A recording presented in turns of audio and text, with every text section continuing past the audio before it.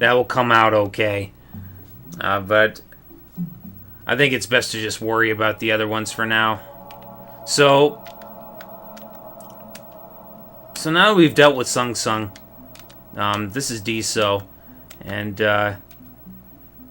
it's not as execution heavy as Tori is, but it has a few scary aspects to it. We want to enter through here. So the thing with Deeso, how Deeso works. There's 5 white keys throughout this dungeon, and we're only going to get 2 of them. And the reason why we do that is because 3 of them... Well, yeah, 3 of them just take way too long to get. They're like 30-second long keys to get, and it's just way too much wasted time. So what we're going to do for Deeso is we're going to take a completely different... We're going to enter a certain portion of the dungeon and then come back out of that part and then do a different part, come back out of that part, and then do the last part. And that's how we're going to do Deeso. So, beginning with this part. So, this particular room, we're gonna be introduced to kind of a new piece of tech here. We're gonna get right up here, and we're gonna situate ourselves right here. And you can see that moving block, and it's about to fall on our head. We're gonna try and get it onto our head. I don't know if that's gonna work. Actually, I guess now would be a good time to explain. So, the goal that we're trying to do here is we're trying to get this block on our head, and we're trying to carry it off over here. Ooh, wow. We were trying to carry it over here, but what ended up happening there just now was it got caught on this little platform here that I'm standing on, and then it fell off my head, which usually means that I just didn't cut the corner well enough. If this room was to be screwed up, that's the most ideal thing to have happen, is it falling off your head right there. Because then all you would have to do is just jump on this thing, and then you jump on this platform here, and try not to run into the pink ghost, and then go over here. And you pick up the thing, and then you would leave. And that's how you would do it the backup strat way. We're not going to do it that way, though, so I'm going to intentionally take a death. I want to show how it's properly done in an actual speedrun. This is probably too far. Okay, I'm not sure. I actually might be too far over. Okay, nope. Alright, so what's going to happen is I'm going to try to cut the corner without actually running into the spike. Ooh, wow. It suddenly got dark out. Time to turn the light on. So we're going to cut this corner here. And we gotta watch out for this small little protruding spike right there. If I move 1 frame further, I'm going to die. You can probably see this tiny little protruding spike. It's very, very close to touching Glendale's shadow. If I go even a touch further, that spike is gonna kill me. Like, I'm on top of it right now, but it's not killing me. So yeah, we're gonna move this way. Yep, perfect. And then we will be taking this block over here, right about here. And then what we're gonna do is we're going to jump opposite direction of where the block is leaning on Glendale's head from, and knock it down like that. It does sound a bit complex. I will admit that, but you'll notice the block was hanging more towards his back. Well, when I was moving towards this platform here, my face was facing way away from where the block was leaning on my head from. In order to knock it down, I jump opposite direction of where it's hanging off my head from, and it gives a bit of frame of generosity in order to get this box to actually fall off my head. But that's generally how, oh wow, hey. But that's how I get up there, is by just taking the block, dragging it over, then jumping and letting it fall off my head, and then using the leverage of that block to get up here in order to get this token. It's slightly faster than the backup strat, and technically it's supposed to be a lot safer. Let's just show that off again.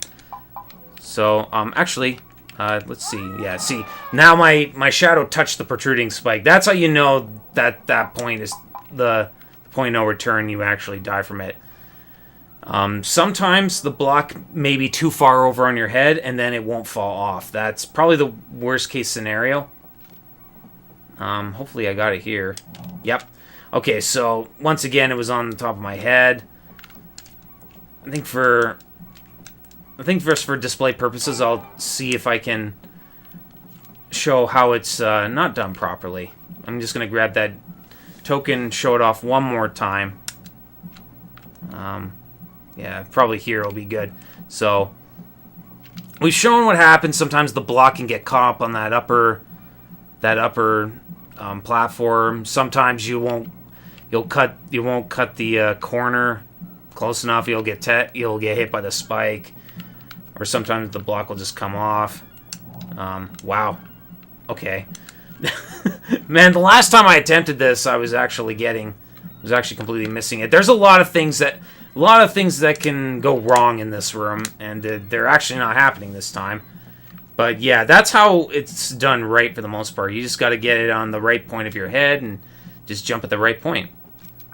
And then here, we're going to pop slow, and we're going to go into this room. That allows us to get past these ghosts here.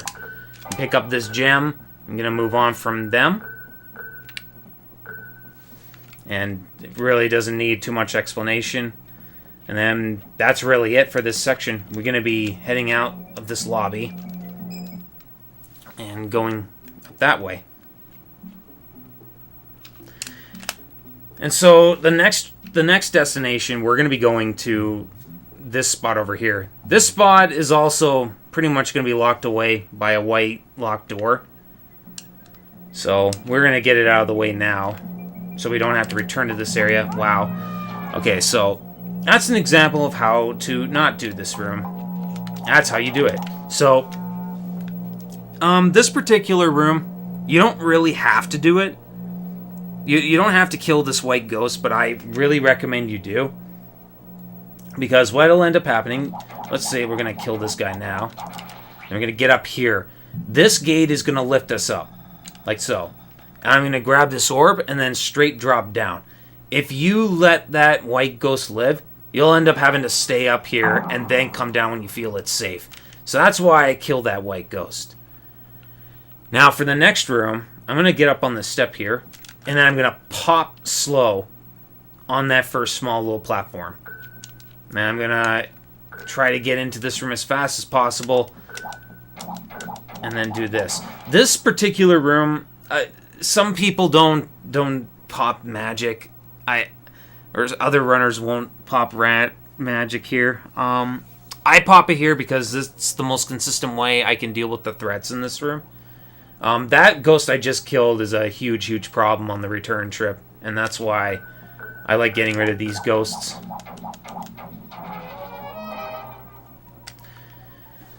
And, yeah, I mean, I have to deal with them because no sooner than once I'm done with this next room, I'm going to be returning to this room. So, didn't get the frame perfect jump. That's really all we... that's the only reason we go to this section, is that orb there and the one we got before. Now, I think without magic, I think normally runners kill the ghost while he's down here. It's kind of like blind shots. I don't know the timing of those shots, so I just do the safe thing and deal with the ghosts while I'm heading towards the next orb.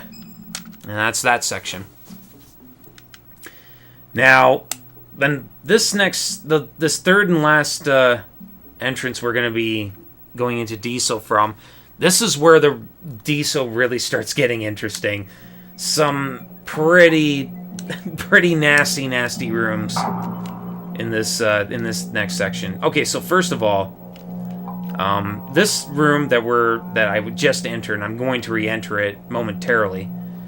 I have to get onto that platform with the blue ghost, and I gotta tread the fine line to hang off the edge, just be on the edge enough to walk along it, so I can sneak past the blue ghost and grab the orb at the top there.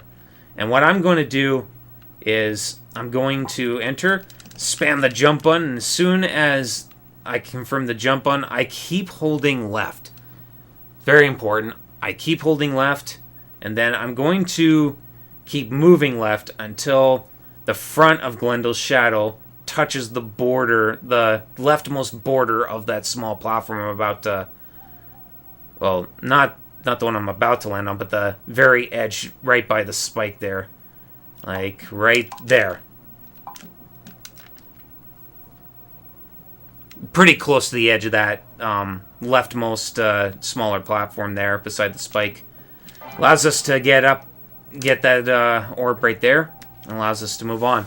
And that's how... I mean, I shouldn't say that's an easy room, but well, once you figure out what works... I mean, I find that my strat here is consistent. I feel it's a good spot to start. But I find that strat makes the room relatively consistent. Not really a big issue. Now, this room is pretty special. This pink ghost is...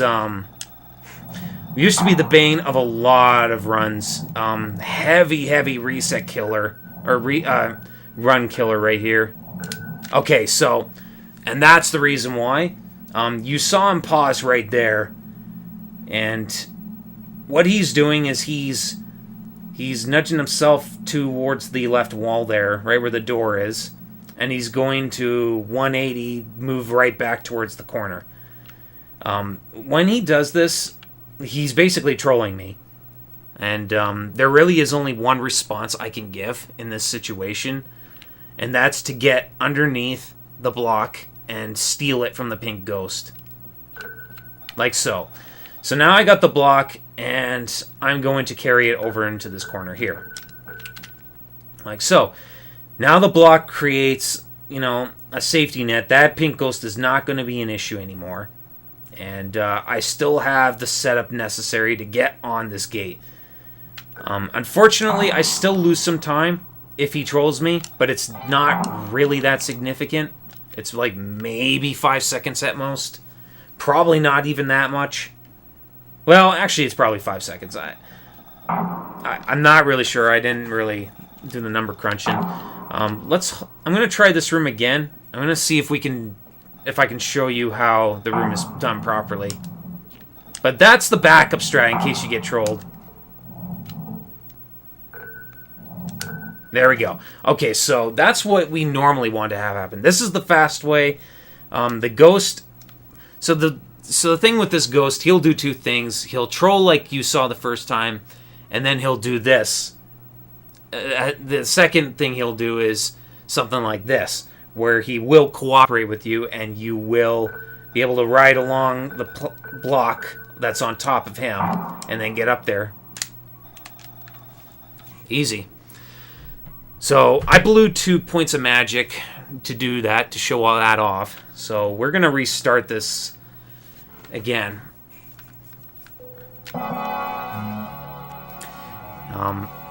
This time, I mean, now that I've shown off how the room is done, I don't have to waste any time showing that all off again.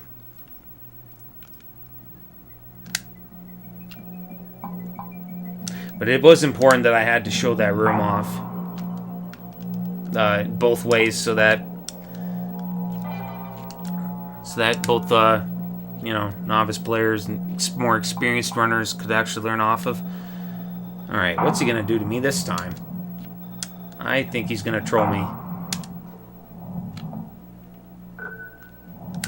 Nope. Okay. All right, so he did the ideal pattern. That's always what you want to have happen. And that's pretty much that room in a nutshell. This next room here, this is the sushi bar. This is the sushi belt room, as I'd like to call it. Sometimes I like to call it sushi bar. I really mean sushi belt because that's what it's supposed to be, I think. It's a conveyor belt room. It has a platform on it that we got to get off in order to get this orb that's up here.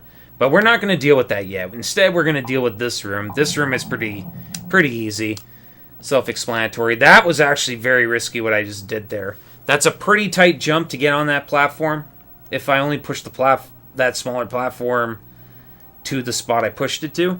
It also causes that tornado to go into that little pocket space. So if I miss it, I actually die. It's quite the ultimate punishment for playing risky. But no matter what, I have to get that orb, and once I do, I can leave. So there's a white door there. We don't have to worry about that white door. It's not important. Instead, we're going to deal with this room here. Now, this conveyor belt is interesting. What we're going to do is we're going to get... Ah, shoot. Okay, maybe not this far. Hold on. I want to show this off.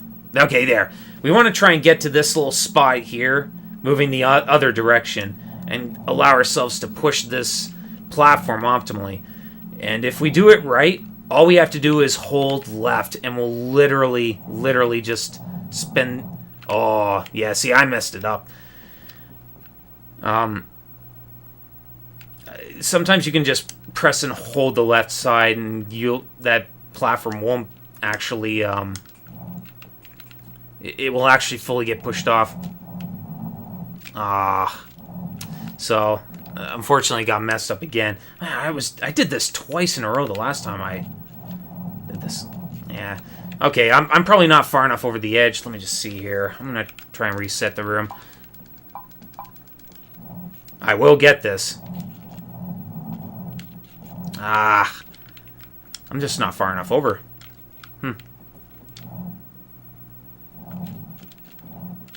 Oh, now I got too ambitious. I will get this. I will get it. I guess the safe way to do this... Oh, wow.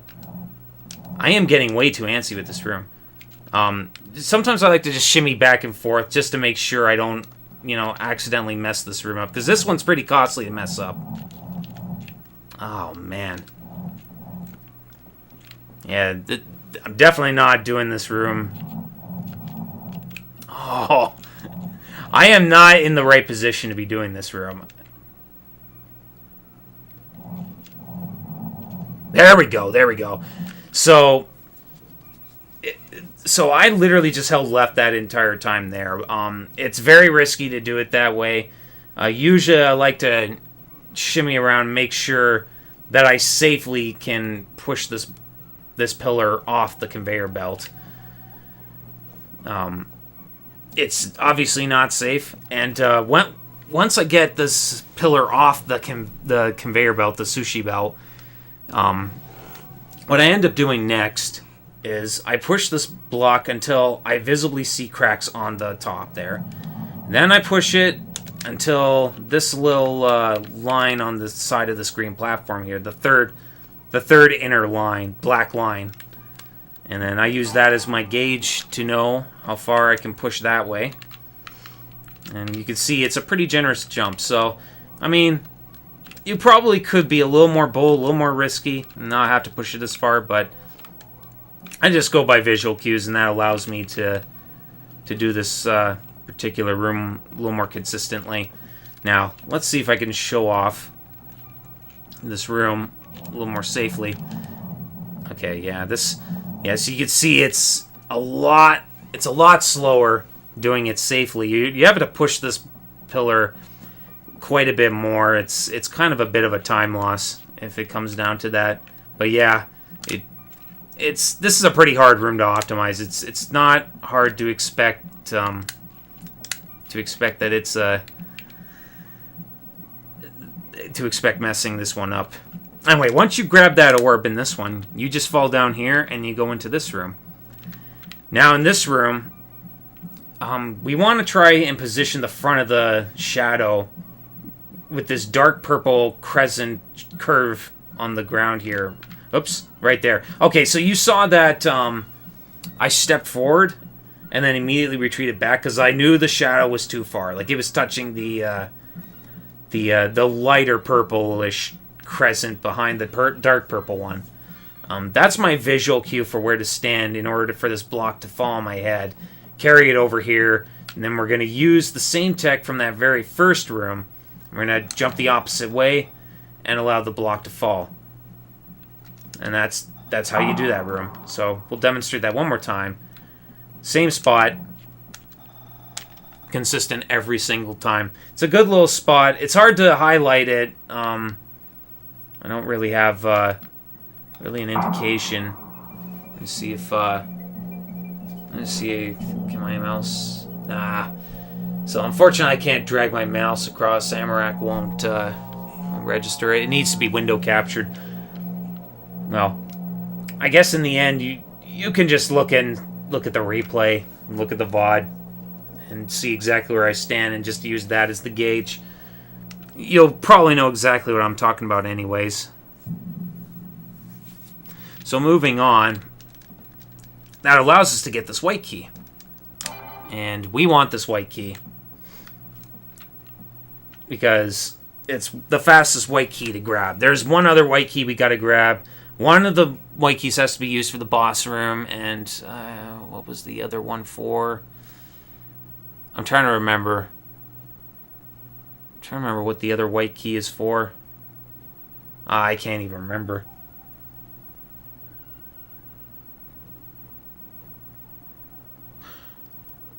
Oh, yeah. The two white keys I need to grab is the room before the boss key, or the boss room, and the room before that one. The room before the boss room, and then the room before that room. So, like, these two keys we're basically using at the very end. Like, that's the only reason we need these two white keys. So this room, so this room right here, this is a pretty crazy room. You can probably not tell, but there is a platform here. It's kind of hidden behind this this other platform because of the perspective. The normal way you're supposed to do this room, you're supposed to just jump on all these other platforms and, you know, all this elaborate going around, just walking all around the place. That's kind of how it's supposed to be, the intended way. How we speedrunners do it, we get on this platform here, and we jump on here, we jump on here, jump on here. You want to make sure half of Glendel's body is, you know, hanging off the platform. Then you jump here, grab the thing like that. And that's how simple that room is. Before we leave, though, there's two doors here, and these rooms both contain a white key. But getting them is like 25-30 seconds long. That's just far too long, so we just end up skipping them. Here's the other one. This one's probably the shortest of the three that we skip. And you can imagine, wow, we're waiting on a block. That's got to take a while. And you would be right. It's about 25 seconds. And that's, you know, assuming you actually play a pretty risky cycle. So we're going to leave that room now. And we're going to go back to the lobby, come through this door. We're going to skip over this apple because we don't need it. Go through this door. This is another room with the white key. This is, I think, the longest one to get out of the bunch. So we aren't getting it. Alright, so I think this is the first time we are introduced to this enemy. These guys are awful. They appear to act randomly, but their AI is actually programmed to home in on your current position. So as you can imagine, that's awful. That being said, though, this movement path I've been doing, at least up to here, has been consistent, and it's going to trigger them to move in the same exact manner, and you'll always safely be able to do it. Now, this is the one room that we are going to get a white key from. This one does not take much time.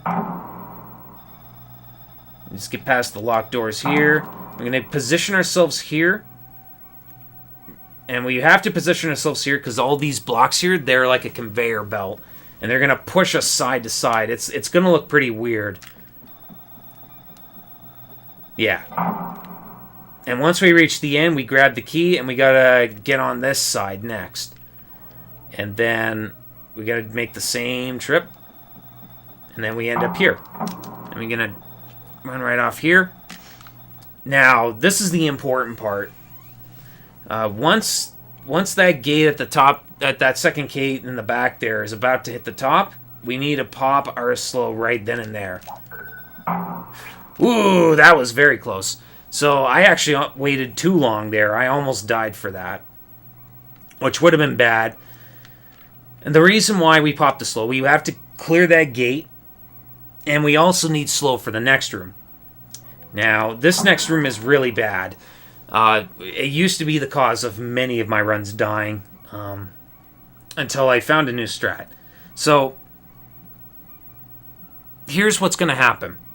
I'm going to enter this room, and then I'm going to somewhat retreat back a little bit towards the door that I just came from, and then I'm going to jump on the pillar. So let's see here. Like so. Okay, so you saw right there, I moved towards the door, and then I quickly shifted my direction towards the pillar, and I jumped on it. And this is very important because it allows Glendale to be more on the left side of the wall.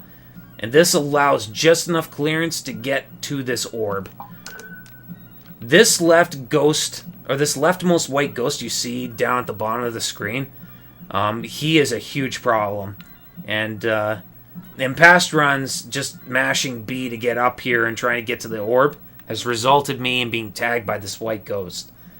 And has caused many, many, many frustrating runs getting lost. So, there you go. That's how I do that room consistently. Just nudge myself slightly more towards the left side of the wall. Jump on the pillar. And then it should allow me just enough time to get this orb and get safely on this platform before the white ghost gets to me. Now, afterwards, I'm going to wait for him to bounce off the corner there. And then I'm going to then leave the platform and jump over so that that white ghost doesn't tag me by accident. Just like that. And that's how you do that room. You might find a better... You might find a consistent method of how to do that room slightly faster than me. If so, good for you. I just choose to do it that way because, as someone who sometimes might be crazy enough to do a spike jump, you can imagine a room like this would piss me off if I actually lost a run to it. So, right there you saw me walk right into a wall, and now I'm all of a sudden in this room. Deeso actually is the first official dungeon that introduces hidden rooms. There's only one hidden room that's particularly important, and it's pretty important because it contains the last orb we need. Thankfully, Deeso doesn't rely on hidden rooms too much. In Atlina, it's something you're going to have to get used to, unfortunately. So this particular room, it looks like a simple little block. It's kind of like right in the smack dab middle there, easy for the pickings, but instead it's a pretty clever puzzle that really kind of bends the perspective. It kind of throws you for a loop for a little bit. But what it is it's a stack of 4 different platforms, exactly like the one that is carrying this orb. But they're diagonally stacked, and all 3 of them are hidden behind this one here. So you can see I'm going to jump on it, and it looks like I'm pushing a block here. Now I'm on here. Oops, and I fell down. Yeah, and if you couldn't already tell, it's just a whole bunch of blocks covered by the perspective, one after another after another. Now we got the orb. So that's kind of the trick to that puzzle. You probably would have figured that out, though, if you ever casually played this game. But learning it, if you had never played this game before and you're actually starting this game off as a speedrun, Well, first of all, I wouldn't recommend doing that. It's probably not the best move. Probably not the wisest thing to do. I would heavily recommend playing this game from a casual blind perspective first before you tackle this as a speed run. Anyway, enough rambling about that. This room right here, normally we don't, in a good run, we don't go into this room, but say you wasted like a point of magic. Let's say, for argument's sake, I wasted magic at some point in this run. In fact, I probably could have mentioned that at some. Actually, I probably could have afforded to not do a reset that one time, because if I was going to demonstrate this room, and this is the reason why. So you don't have to go into this room, but if you're out of magic, you pretty much have to, because there's a white potion right there. It's a little bit of a small time loss to grab it, but sometimes you just might find yourself out of magic, and you have to grab more magic. That's the best possible place to get it. And again, it's a white potion, so it's going to replenish all of your magic. So now we're heading towards the final orb, and like I mentioned, it was going to be in a hidden room. If you couldn't already tell by the layout of this room, there's a little bit of a sort of a hallway corridor-like appearance here. Obviously, the developers wanted you to figure out that, oh yeah, there's a doorway right here. So that's their way of trying to be clever with these hidden rooms. You have to watch for these platforms that kind of like signify that they're hiding something, but not really just totally giving it away. It's kind of dumb, and it's probably my it's probably the biggest flaw from my mind as far as this game is concerned. Now, this room's pretty special, and a number of things can happen. And thankfully, because we grabbed the white potion, we will hopefully be able to show it off, show the whole thing off. Okay, so first and foremost, we get a few hits on the blue ghost, and then we try to kill that blue ghost. That blue ghost can be a problem if we leave him alive. But in this case, we didn't, so coming forward. Now, this is the spot here where we have to pop slow. We're going to wait until we know that the gate is past our head. Like now. Uh-oh. Yeah. Okay, so I messed that up. That's not how you're supposed to do that room. Let me try that again. Alright, there we go. So we pop the slow as we hit the gate there, and that allows us enough time to get some clearance and get past. And then so then once we grab the orb, we're gonna run past so that this ghost is still gonna be following behind us.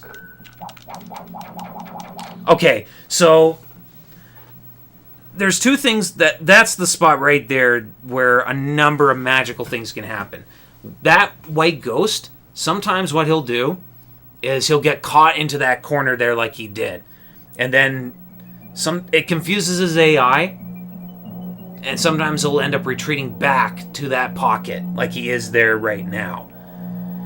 When he does this, the best thing to do is to ignore him and then continue walking towards here. And you can see how he's chasing right behind me, and it looks like a scary situation, but the door is going to close on him, like so. So if he does in fact do something really, really bizarre, like he just did to me, the only play is just to immediately retreat, get back to the door, and just go right through the door, and the door will shut itself on the white ghost. In the case where he does not retreat to that pocket like he did there, he will follow behind you. In this particular case, you have to kill him. Like, there's no two ways about it. You have to kill him. Otherwise, he is going to kill you. And that's just how it is. So, So in summary for this room, if he does what you would normally expect and he chases you, you kill him. If he doesn't do what he's supposed to do, you just leave him alone, you go to the gate, and the gate will take care of him for you. It's a really nice, consistent room, and I'm kind of glad that this gate's such a good guy. So now we got all our orbs. The last thing we got to do is we got to get the damage spell. And,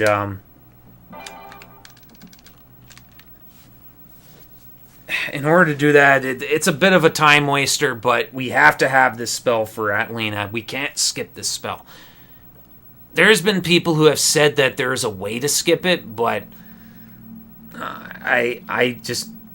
It does not seem like it's... It doesn't seem like I haven't been able to figure it out beyond damage spells, so for the time being, I roll again. Okay, I'm just sounding confusing now. There's this particular tornado, a special green tornado in Atlina. He is like stuck in this little pocket. He is literally the only reason we need damage spell. Like, we do not need damage spell, really, for any other reason. It's actually, you're going really far out of your way to get damage spell. If I figure out a way to do that one room in Atlina consistently, I probably, like, then it would be a big break, and we could potentially save like 40 seconds, probably 35 seconds in this dungeon. It'd be a pretty big break, but we haven't found that yet.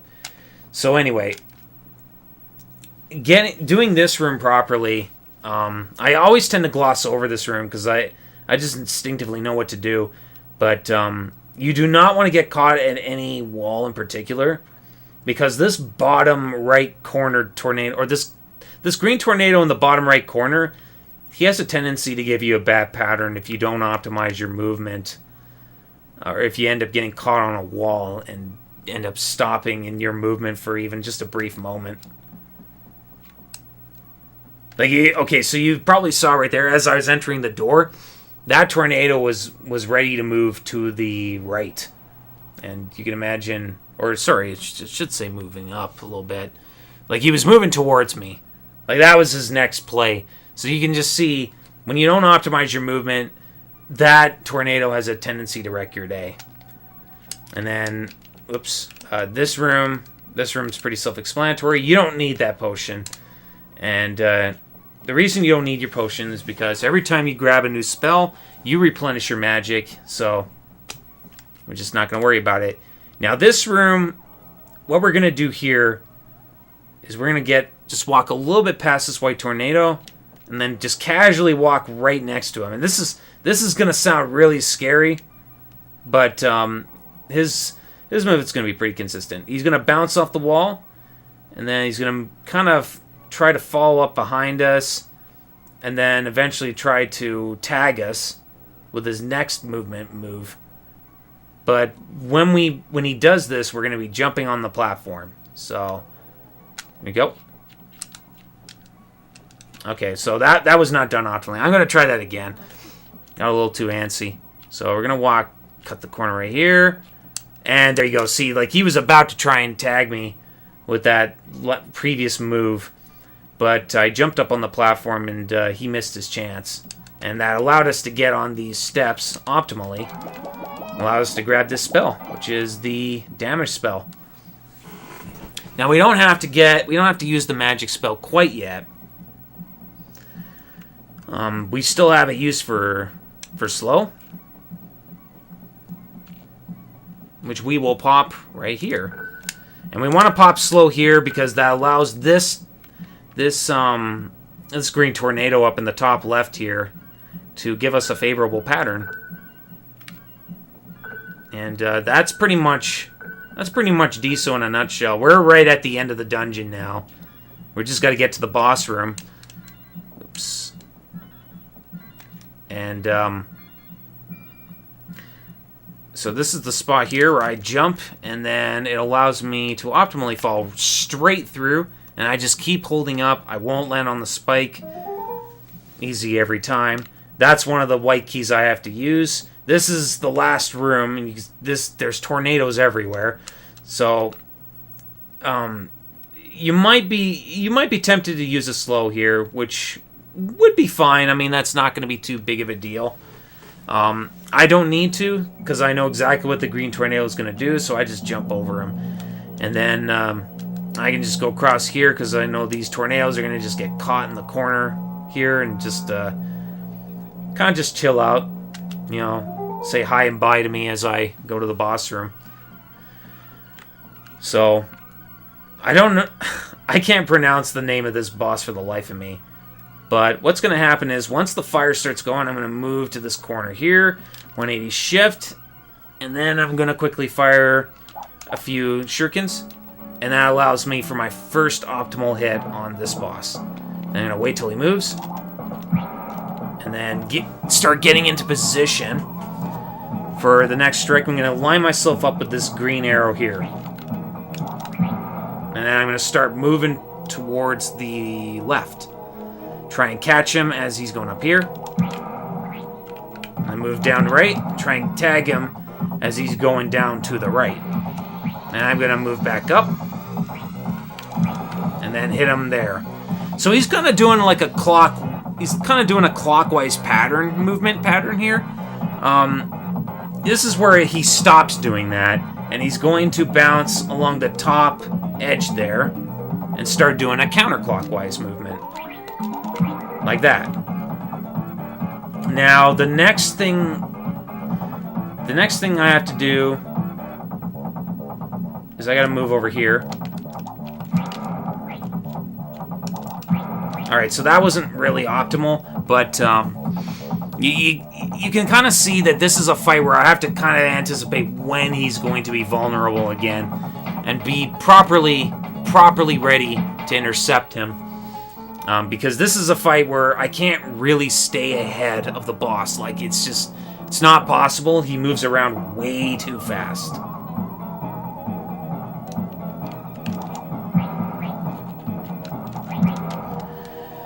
And that's kind of the gist of this fight.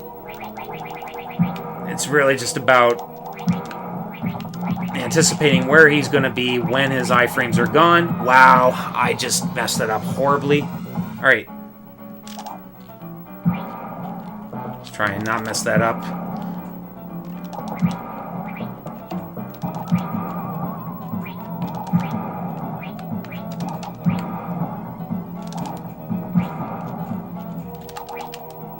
Oh, yeah, so I messed that up.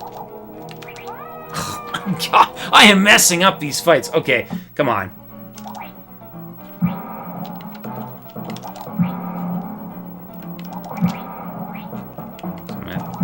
There to the left. Get the hit.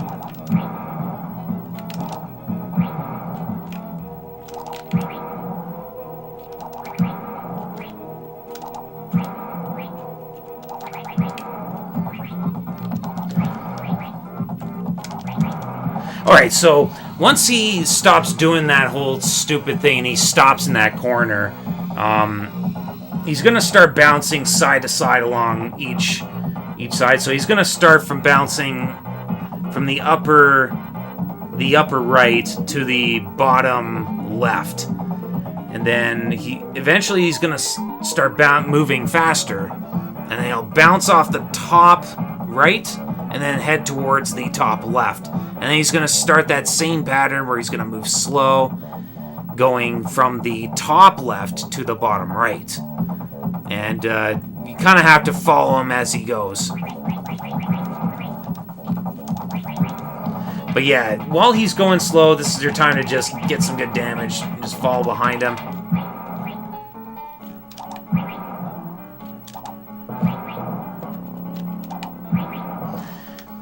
And that's pretty much the gist of the fight. Hopefully we'll... Okay, well... I don't think I'm going to be able to kill him as he bounces off the ground. It was kind of unfortunate that... I died like twice on this fight, but... You know, what can you do? Sometimes you get a little too antsy, you take a little too many risks. But, yeah, that's Quetzalcoatl? I can't pronounce that anymore. Worth a fucking damn. But yeah, that's the dungeon in a nutshell. Hopefully it turned out right. There's our third string. That will signify the end of Deeso. So I'm gonna see how that turned out.